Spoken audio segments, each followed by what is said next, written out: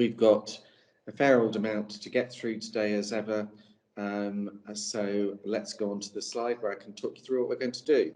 Before I do that, I feel slightly hesitant nowadays reminding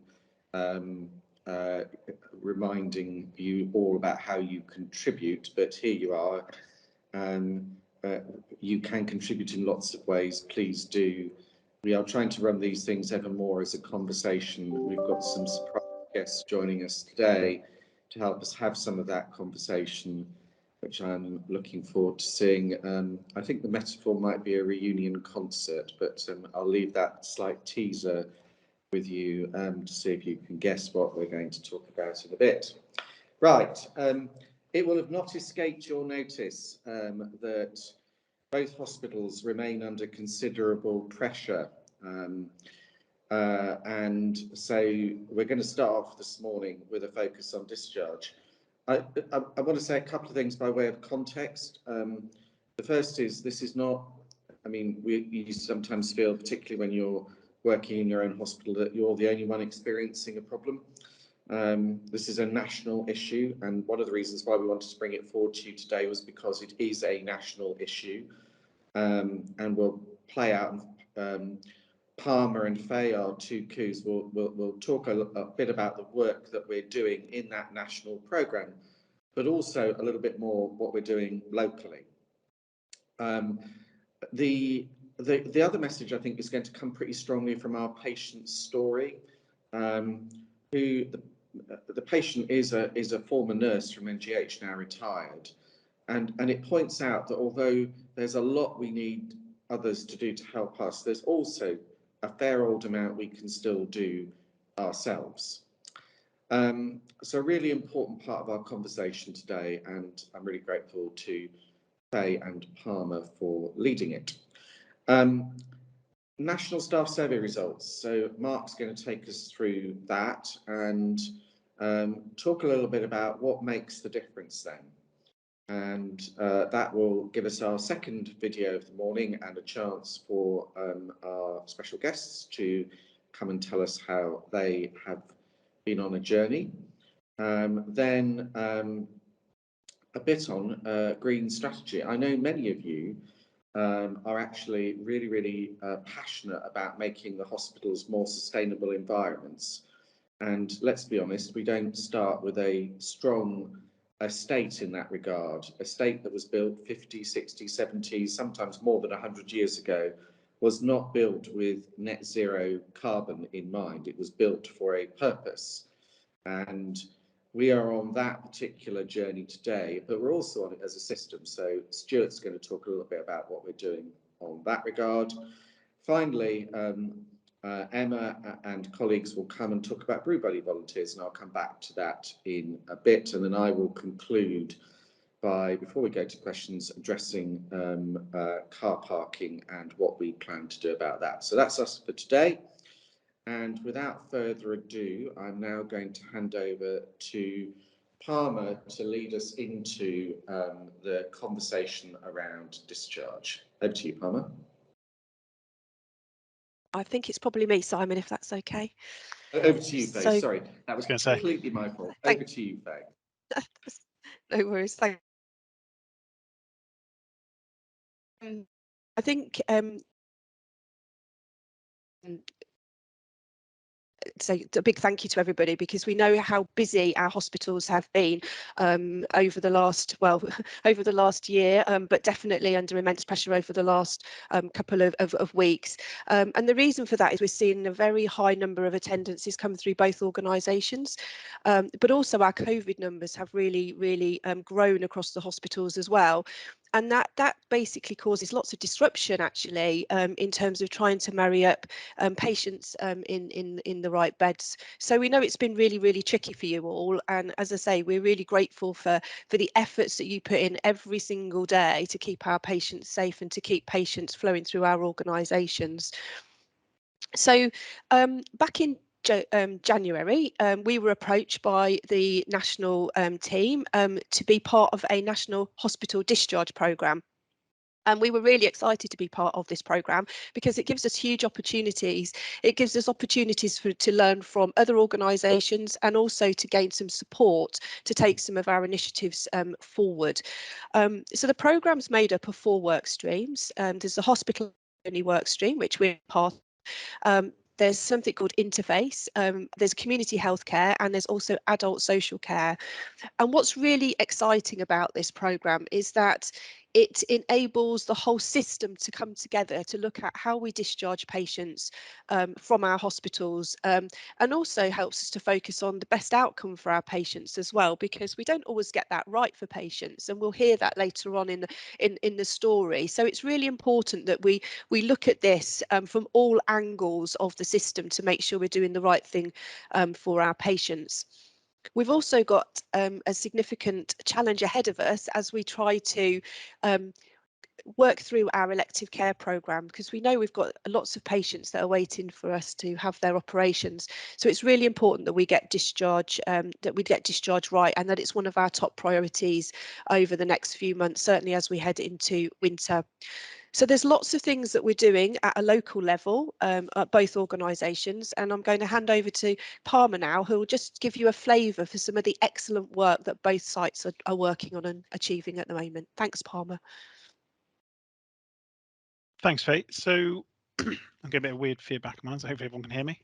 The visits we've been having from the hospital only discharge team has been centred on Leslie Watts, Chief Exec for Chelsea and Westminster, usually the national side, and she's done 2 visits now to both sites, both KGH in the mornings and us in the afternoon. It has been highly complimentary of the plans we put in place around the actions. And just to give you an idea and a flavour of some of the things going on across both trusts, board rounds, I'm sure you're all very familiar with for those who are on them. And the amount of work we've been doing in terms of giving ownership back to our clinical teams and supporting the escalations up and out into the system. We've done criteria to admit and missed opportunity audits from externally into our relevant ED departments and acute medicine. Frailty units are being changed, the ways of working being looked at, business cases. The medical model at NGH has been looked at in detail from the external team. IV antibiotics has been looked at across the whole system to see how we can better look after our patients in a community setting rather than in our beds here. TTOs, and lastly, stranded and super stranded. Just to give everyone an idea, nationally, we should only have 20% of our patients waiting over 21 days.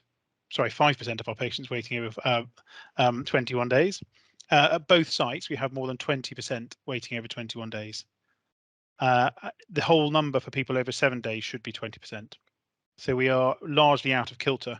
And both here and at KGH, we have over 50% of our patients waiting over 7 days as length of stay. So we are getting snowballed, and we're getting hit for multiple reasons at the moment. And I think it's particularly difficult in the last few weeks, seeing as we've got high levels of COVID, high levels of staff sickness, low discharge rate normally, then coupled on top of the fact that the system's now struggling even more with COVID. The more exposed we get in our trusts, the less we can get out in the nursing homes. The more exposed we have in our trusts, the more we have to then move our patients around. The more we move our patients around, the longer the length of stay, because we restart a lot of their journeys.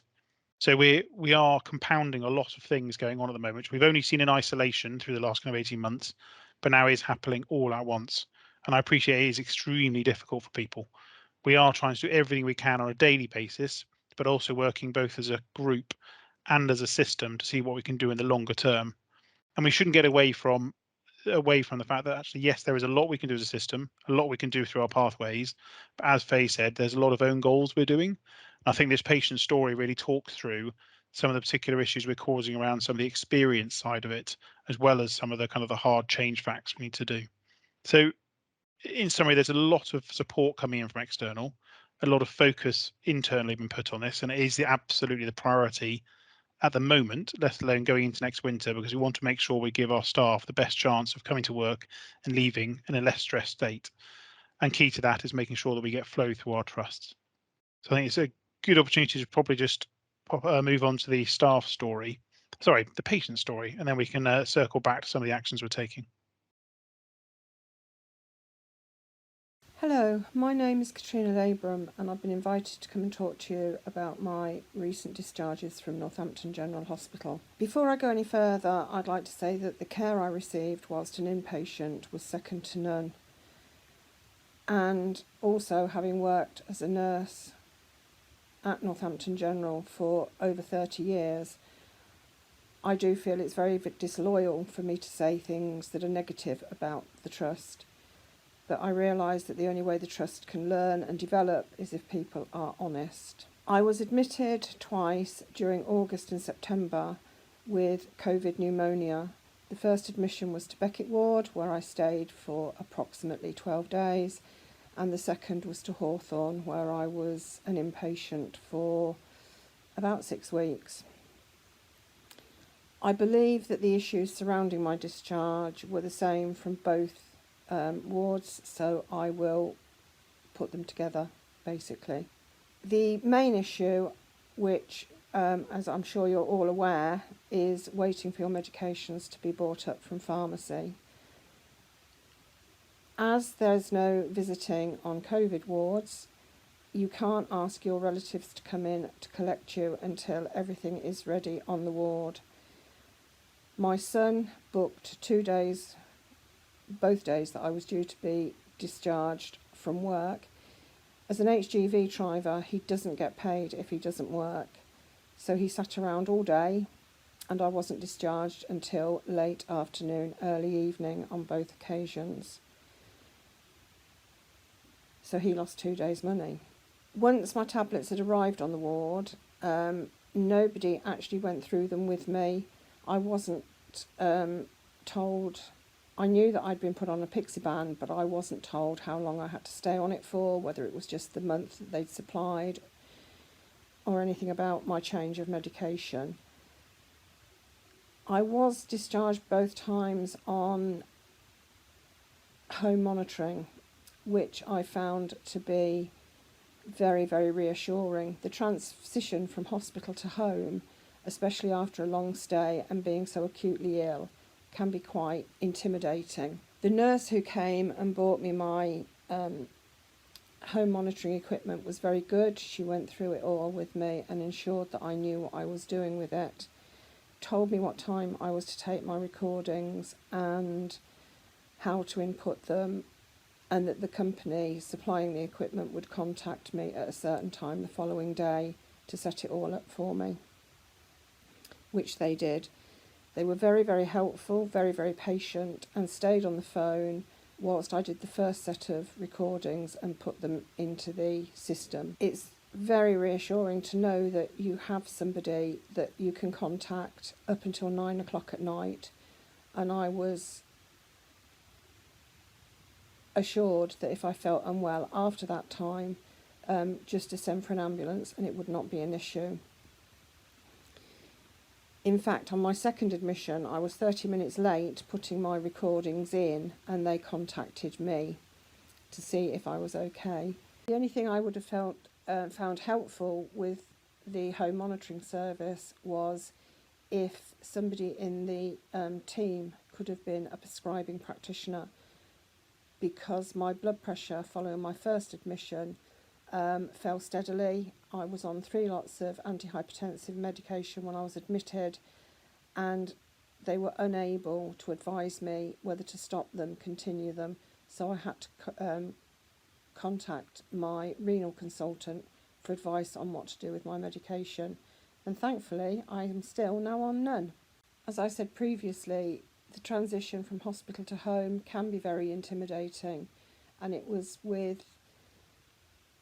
I felt that I was really well supported when I was discharged with the home monitoring team, and before discharging me from their care, they discussed fully with me that I was happy for them to do this.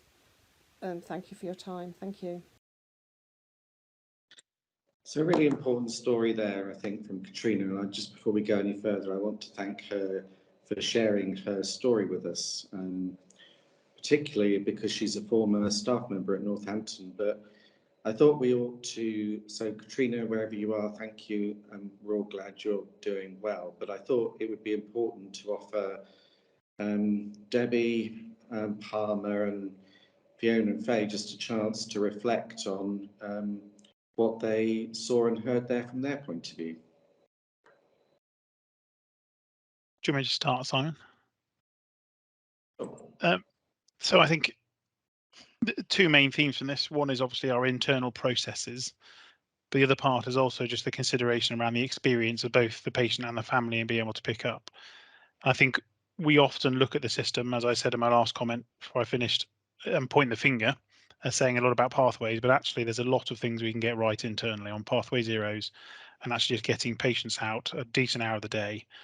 And TTA is always a very, very contentious point of view. It's very difficult for people to get them written up in time. Once they are done, they're down to the pharmacy. We've got to get them picked up. Every hospital I've been in, it is a perennial issue.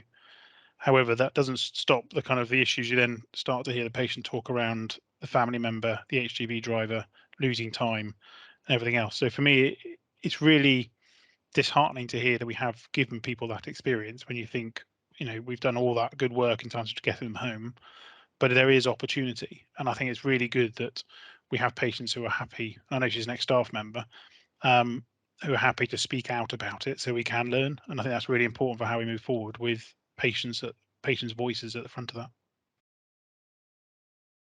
Thank you, Palmer. I couldn't agree more about the patient voice, and that's why she wanted to do the video. She really didn't want to do it, but she knew that we could have some learning from it.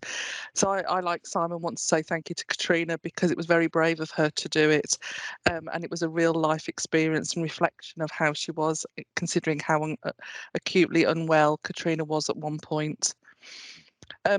As we see, her discharge didn't go very smoothly, and we have absolute opportunities to learn and improve.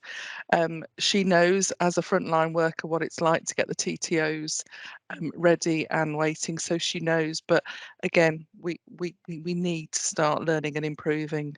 So thank you, and again, thank you to Katrina.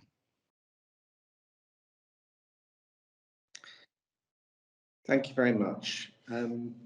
We're heading over now to Mark to talk through the National Staff Survey. Mark.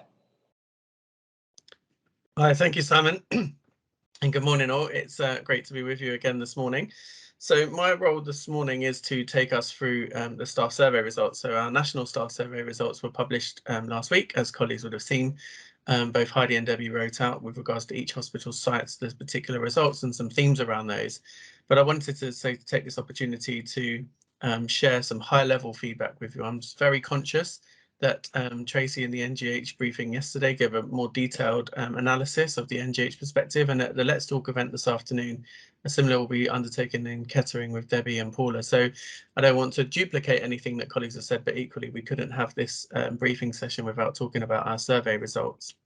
So what we have here is the high-level results for each hospital. So what we have here first is Kettering, and just to explain this graph quickly, we have the columns. So this is how we, across the whole NHS, so nationally, how we look at all of the questions that many colleagues answered in September, October, November time, and how they're then equated into themes. And you can see here these themes are against the 7 promises within the NHS People Plan, and also the themes of staff engagement and morale, which are consistent with that of previous surveys. So a slight difference in 2021. And you can see the categories of each of those on the top line here. Then when we have the bar charts as we have them here, the green is the best performing acute organisation in the country. So that the green bar is our aspiration. We want to be there for both hospitals in the future. So that is the benchmark, if you like. That's the top end of the spectrum. The reverse to that is the orange line. So you can see where the orange line is. That is where the most challenged organisations in the acute sector sit. And then you can see our light blue line and the dark blue line. So the light blue line is average, so the average acute hospital in the country. These are the results for the average acute. And then the dark blue line is for ourselves. So this is Kettering, and in the second we'll see Northampton. So just to give an overview of the graph here, so you can see we have aspirations, obviously, to be at the green line, which is where some trusts are this year. We are unfortunately not in that position. And you can see also from the graph that we are below the national average on all of our domains in Kettering and all bar 1 in Northampton. And we very much want to change this position. We acknowledge totally, as Faye and Palmer have just stated, the pressures that people find when they come into work are something that we need to address in terms of the operational pressure and that our desire to care and treat for as many patients as we can. But we can't necessarily always treat all of the, so the volume of patients is so high, we don't always have the right number of people to reflect that in terms of our number of patients. Moving into Northampton, here are the Northampton results. So again, you can see the differences between the light blue and the dark blue. I've lost them again.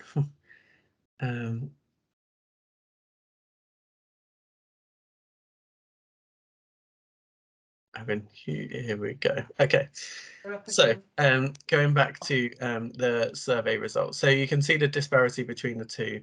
What's important to reflect here also in 2021, obviously given the pressure that colleagues were under in both hospitals, we had less response rates. So we had less people that felt able to participate in the National Staff Survey than we did in 2020.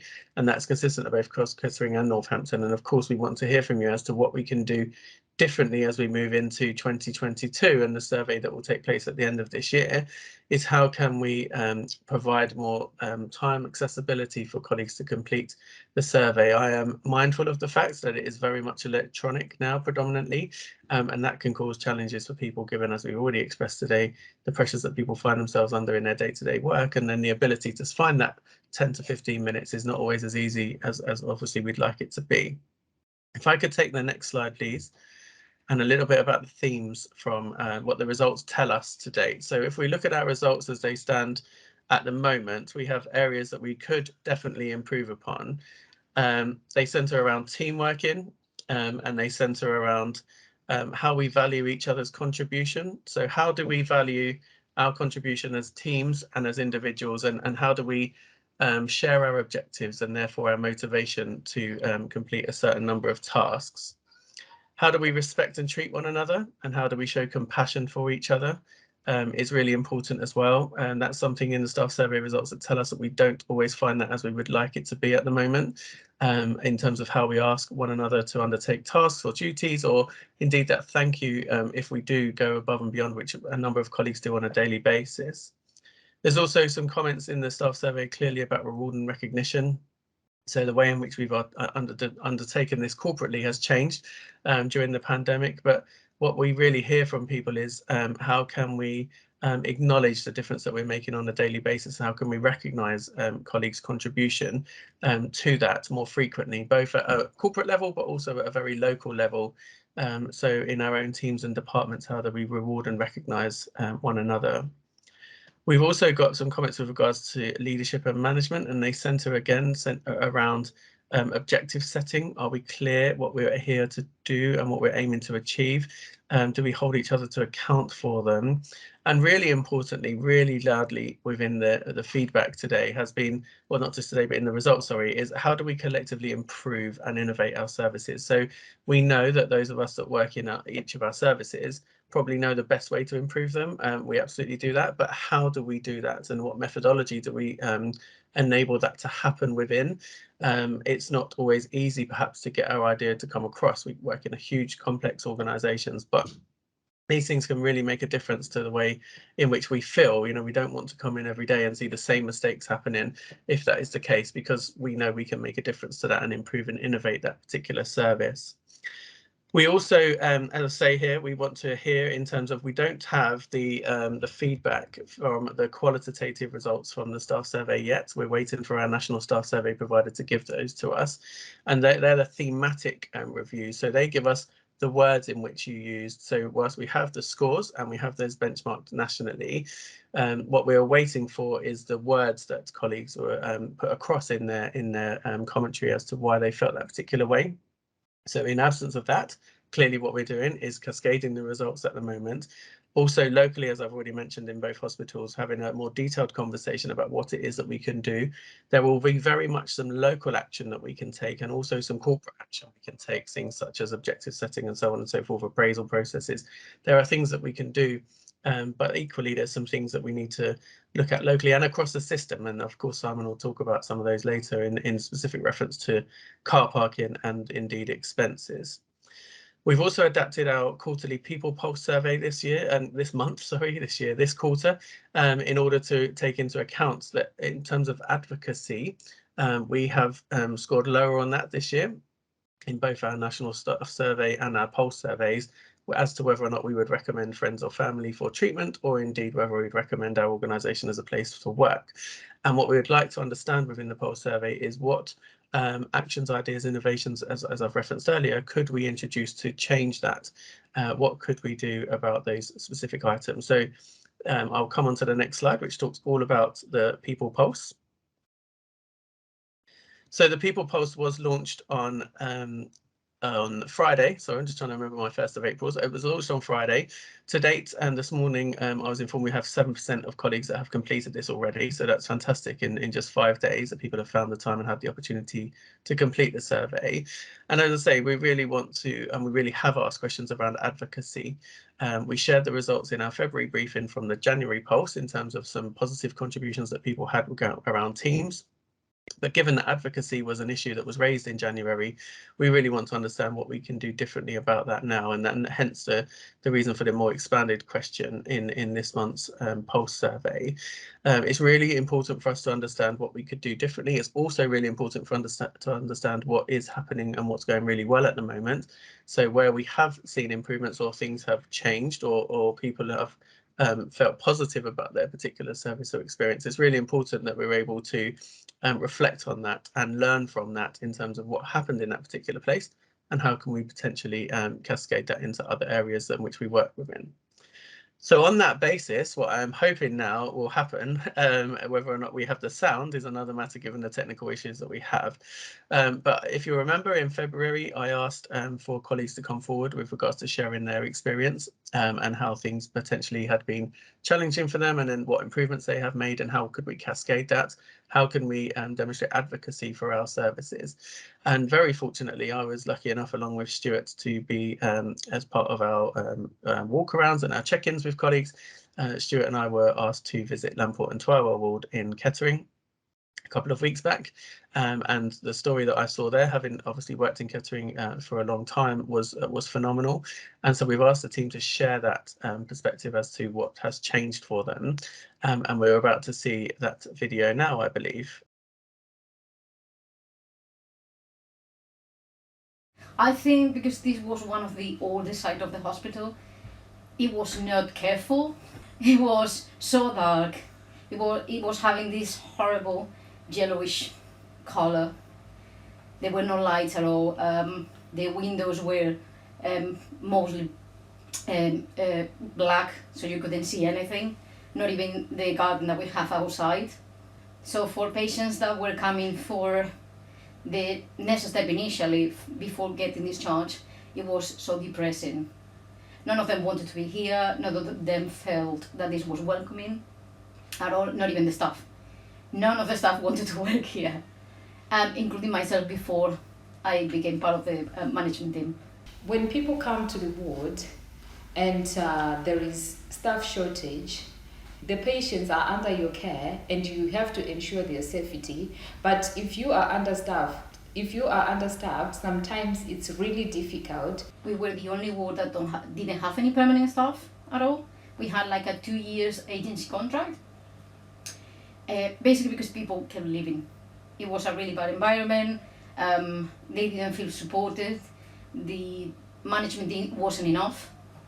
So at one point, we made suggestions about what we thought that it could work. And we started with a really strong leadership team. It was including myself and 6 more people. We kept on doing datics, raising concerns and all that to try and look for support so that we can get enough staff to cover our ward. After doing all those datics, raising concerns to the management, we received quite a number of international return to practice nurses, and we made sure that we gave them good orientation. We would give each international return to practice nurse a mentor, that is just a senior nurse who has been on the ward, to make sure they teach them how we do our daily hurdles until they get confident and are able to perform their skills without supervision or with just a minimal supervision. We do team briefings on every shift change to make sure We highlight those areas that need improvement and also air out the measures that we are taking in order to improve on the quality of care that we give to patients. We also do monthly ward meetings whereby everyone is given the opportunity to share information. We have a communication book which is accessible to everyone.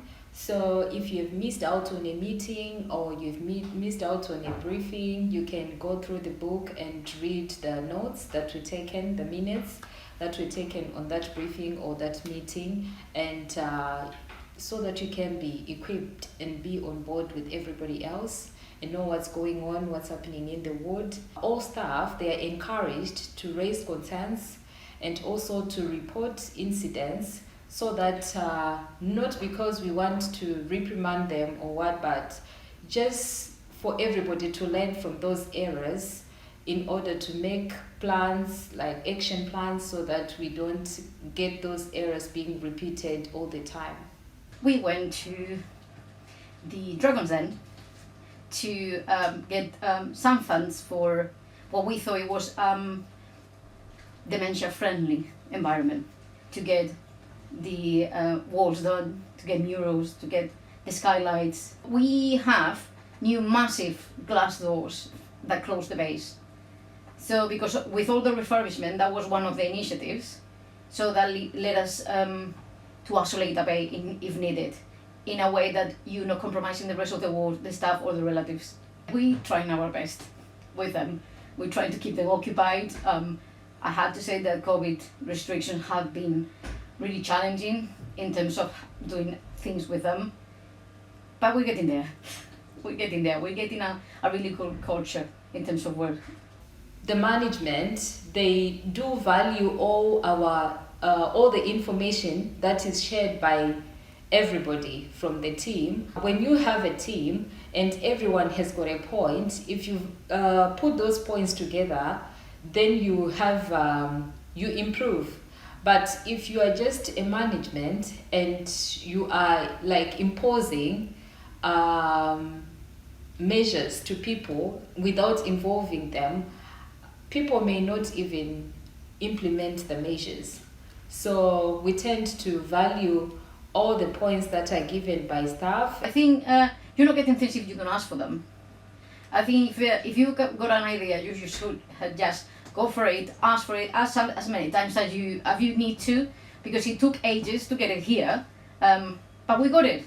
I would say communication is key, because if you don't communicate, if you don't raise concerns, nobody's gonna know that you're struggling and no one is gonna give you support. But if you do communicate and raise concerns, surely you'll get support. People feel involved. They feel they are getting a lot of support from management and from their colleagues. So it's a conducive environment for all of us. I keep on having people asking to come, and people is starting to bank and to just do extra shifts for us all the time. So yeah, I think it feels different. Also, it feels different because maybe when the international nurses came, the people that they have to guide them, they were all the international nurses that went through everything, so they could do the transition more smoothly. Now when I go to work, I really feel good. It's a safe environment now, and it's welcoming. There is good teamwork and good communication. So there is more staff, which means I feel the ward is safe for the patients and for the staff as well. People who come to bank, they also like to come back again. At some point there was a time when people would say, oh no, I'm not gonna come back to your ward. But now you would hear somebody say, I really want to come and bank again. So I think there is a lot of improvement. And also on the quality of care that we're giving to patients. Whenever we have audits now, we are being praised. So thank you there, as you say, a really good story, and thank you hugely to Vimbai and for Lorena in being brave enough to put themselves on camera amongst us all. I know there's many hundreds of people on the call today, and this video will be seen, I'm sure, many times. On the call, there are, hopefully we also have Louise and Lorena here, so they're able to see your plaudits, which I can see fantastically rising up on the screen. Louise, are you with us today? Louise is the matron for Lamport and Twywell. I am here, yes, Mark. Hi, Louise. So I just wondered if there was anything that you'd like to add in regards to the story that we've just heard there and the fantastic improvement that's been seen on Lamport and Twywell. It has. I mean, obviously, I've worked in the trust on and off for 20 odd years, and obviously, I saw Lamport and Twywell right back in my day when I was, a student nurse, if I'm honest, but that was quite a few years back. And obviously, seeing the change in the last couple of years and how things have developed. I mean, visually, when you walk on the ward, obviously, we've got the doors done now they're beautiful. I mean, it makes it so welcoming as soon as you walk through. The murals, it's such a lighter and brighter ward, and having those skylights have made it so much more brighter, but also the doors being cleared as well, so obviously you can see through all into the base. Everything's quite open and very visual, and it's changed the attitude of the staff. Like I say, when they feed back to me, you know, they've got ideas, they want to share ideas with myself and to Lorena, and I'm sure Lorena will confirm that. You know, they're quite happy to come forward and say, you know what, I've seen this, could we trial that? And we do. I mean, we have staff now that, you know, regularly work with us. We're fully recruited. We have no real problems kind of covering bank.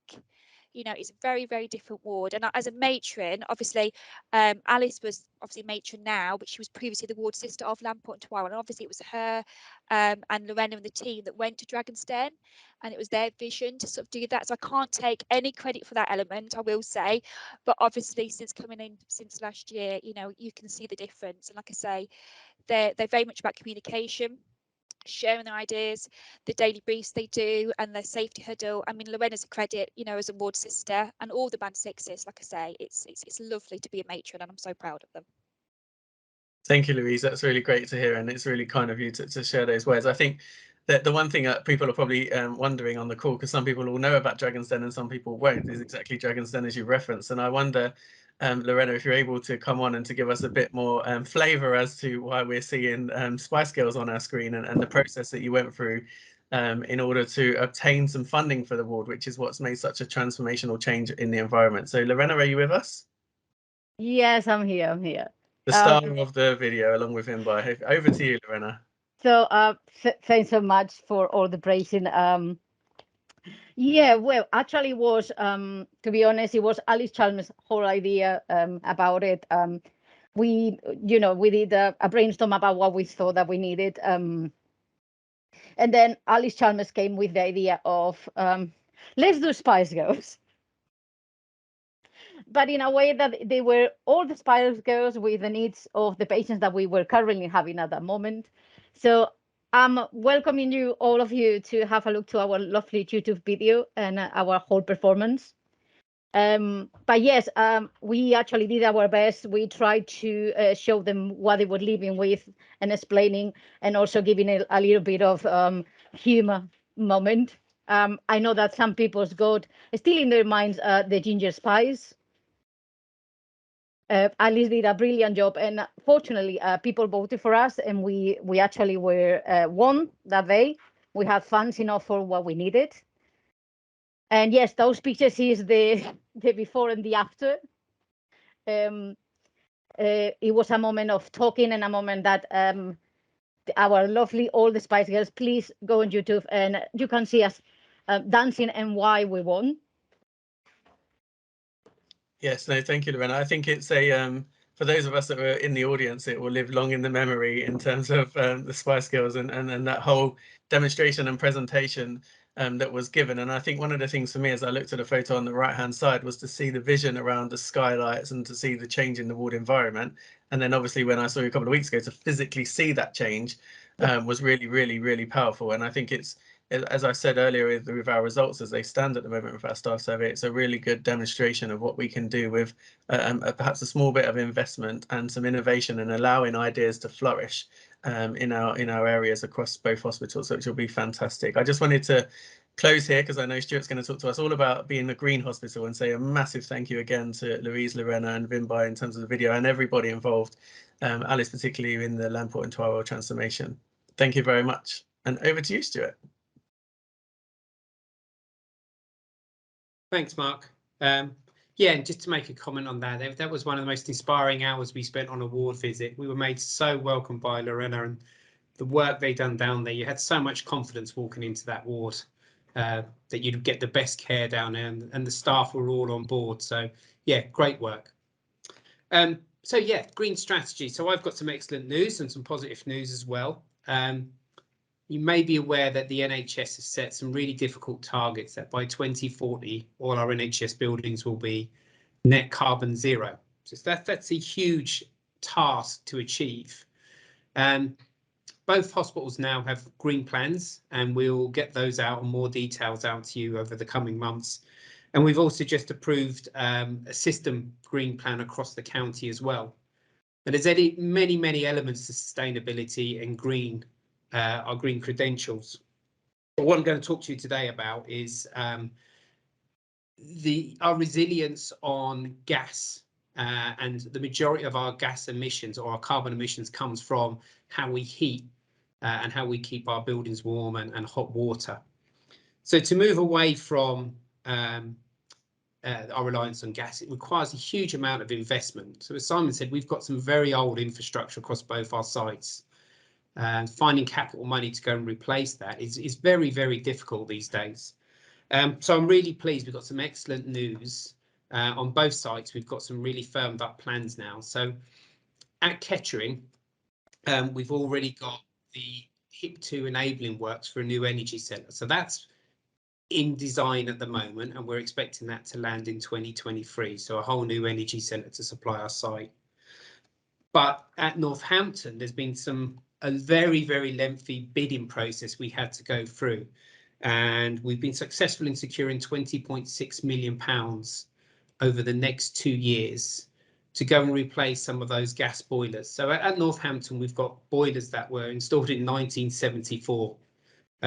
So not quite as old as me, but not far off.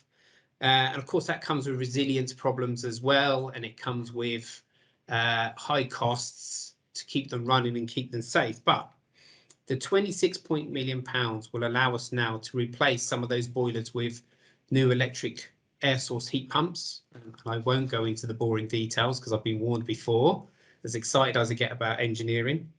But the outcome of this will reduce our carbon impact from our heating systems by 30% over the next 2 years. It will reduce our energy bills by up to £500,000. It allows us to put more solar PV on site.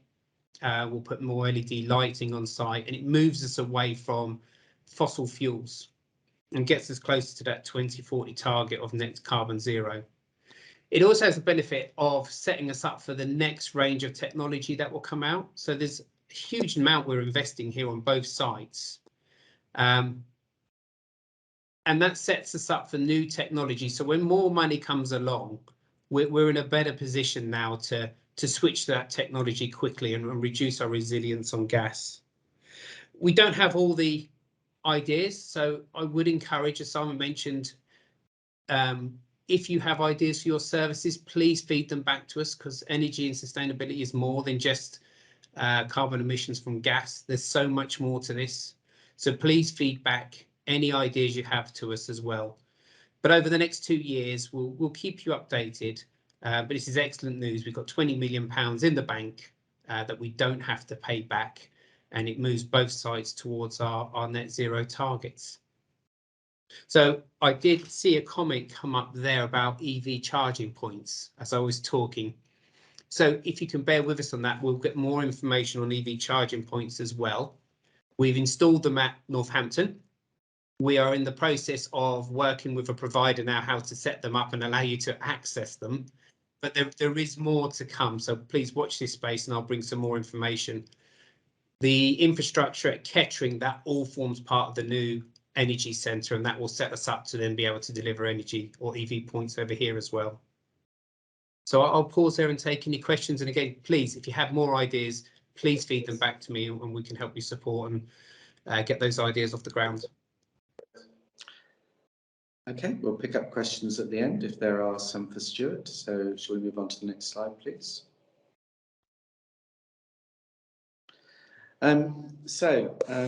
Obviously, we work in many different ways across the hospital to support our patients, but also to support our staff.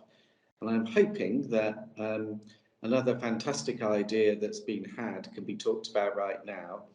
But it's far better than I talk about it. The person who's led the implementation, Emma. Emma, are you there? Hi, Simon. Yes, I am. Fantastic. I will hand over to you to talk about Brew Buddy. Okay, so just really briefly, the Brew Buddy is based on the concept from Project Wingman, and it was Paula Kirkpatrick who had the brainwave of bringing it back, but we put our own spin on it, as we always do for volunteer services. So I'm going to bring Lucy in, who is the coordinator who leads on this across the group.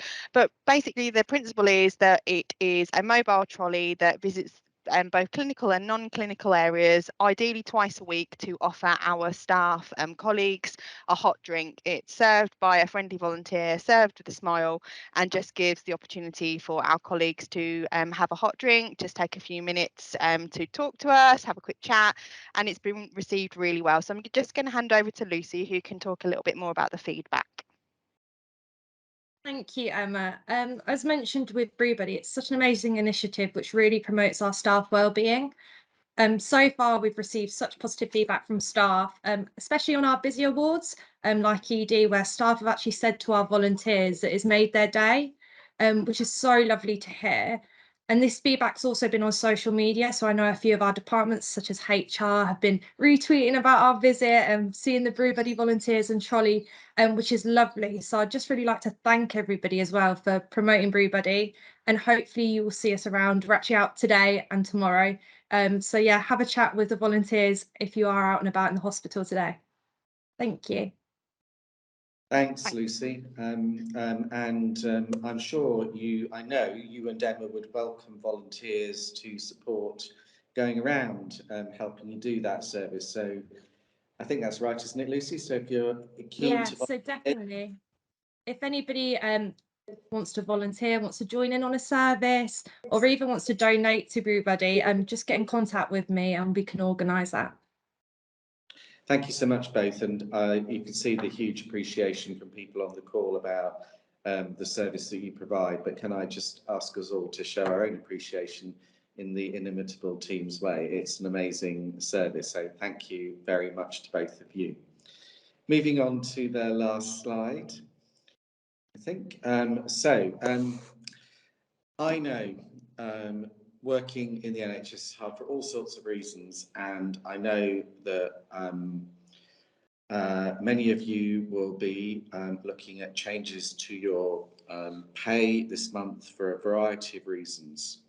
It's not for me to comment on those here, but what I wanted to do, I suppose, is to say two things. Firstly, on car parking, which I know has been a subject of much concern amongst staff, my plan is that car parking will remain free for staff both at KGH and NGH. It's not everything, but it's something we feel we should do to try and help all of you who are doing so much for all of our patients to support you in this thing. So my commitment is to try and get that across the line for the whole of this year as a small way from me to say thank you to all of you for all that you're doing. I've got a bit more work to do with system partners to land that, but I wanted to say to you that I have debated it with both boards and also across the system, and I've said I firmly believe, and I really do feel this very strongly, that staff should not have to pay to come to work when already we ask so much of you when you do. And so I want to give you my personal assurance that I will do whatever I can to get that over the line, so that while you're facing so many other changes to your own household finances, we can do this thing for you. To end, just before we go to questions, a couple of other things. It will have not escaped your notice that we talked today about Dragon's Den. It's my ambition this year that we will have another Dragon's Den across the group. It ties into so much of what we want to do, So I hope next month to be talking about how we launch that programme and how you all can be involved. And I hope that there are many more Lorenas, though I think she's probably one of a kind, I'm sure, but who are willing to come forward and be the new Old Spice Girls when we do the next Dragon's Den. It genuinely, I think, is something that we are very keen to do. So have a think about your ideas and start talking to your colleagues about if you had the opportunity to pitch to some local dragons, and we do it very properly. It is the whole 9 yards around dragons and pitching and all. What would you want to pitch for? And that, of course, leads me to thank today's presenters.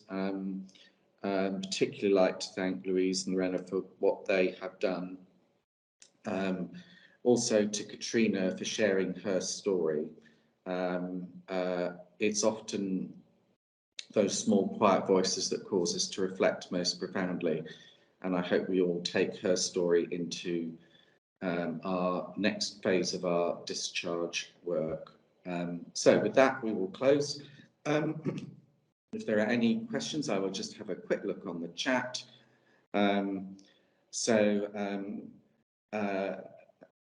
I should say thank you for the comments on car parking. I should talk about the fact that Mark is also doing some work. Just the people are talking about rises in fuel costs. I know we are all feeling that too. One of the things that we're looking at, and Mark, you may want to talk about this, is given the hugely difficult context in which we find ourselves as a country, indeed as a kind of European set of countries, we're trying to do something about what benefits we can bring to bear. Mark, do you just want to say a little bit about the work that you're doing in that space? Because I think it's quite important. People are talking about, yes, car parking is important, but it's not just car parking, it's things like fuel and other things. Yeah, no, I absolutely understand that, Simon, and the situation in which we find ourselves in. So yes, we've got some real fresh news around this. We had a discussion last night. We've set up a task and finish group to look at this particular subject, and I have to say it was eye-opening for me. And what I would really like to do is make a pitch in the next few weeks to share some of that information as to what we already have the benefit of as being members of the NHS, and both within Northampton and Kettering, and we have plans afoot to try and enhance that offer even further over the next couple of weeks too, with our local communities and obviously our local shops, etc. So I think it's really important that we're able to demonstrate what it is that we do have available. One of the things that we have, which we can send links out to this afterwards, is our Viv Up scheme across both hospitals. And it was really interesting. We've got some trend data from 2021 now to look at what people look at and what time they look at it. And it's really important that we're able to emphasize some of that. So we'll get onto that and share that next time. There's a question for you, Emma. Would the clearly people feel like they would like to be included in the Brew Buddy service? Would it go to non-clinical areas? Emma, if you're still there, I don't know if you are able to answer that question. Yeah, it goes to both. We aim to do 2 clinical areas and 2 non-clinical areas each shift. So yeah, it's an inclusive service for everybody. Thank you very much. I'm sure you'll notice who asked, and we'll try and get to a service near you. And Emma, just to confirm, I will come and volunteer with you and Lucy to come round and do that service, so I can see it for myself, and I hope others will join me in so doing.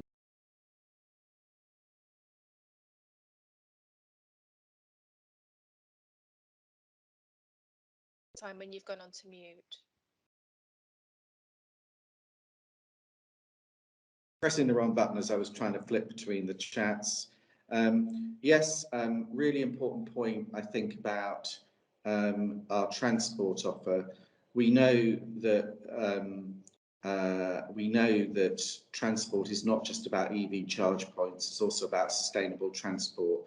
And do get in touch with Stuart and Paul if you want to talk about that further. Somebody wanting to know, Emma, who makes you guys tea when you're making everybody else? And then a comment which I'll finish on, as some of us will continue to be working home, what can we do to support people who've got broadband costs. Again, a really important point. So those ideas particularly on what you think we can do to support you who are working with us, send them in. We may be able to do some of them, we may not be able to do some of them, but you know, ideas about things that matter to you are really important to us. They can be whatever you like, ranging from broadband to EV charging points to Brew Buddy, whatever you think would be helpful to keep things going in the way that we would like to. So with that, I will close today's briefing. Thank you so much for coming along. Really good to see you all. Thanks to all our presenters, and look forward to seeing you next month. Take care, everybody. Bye.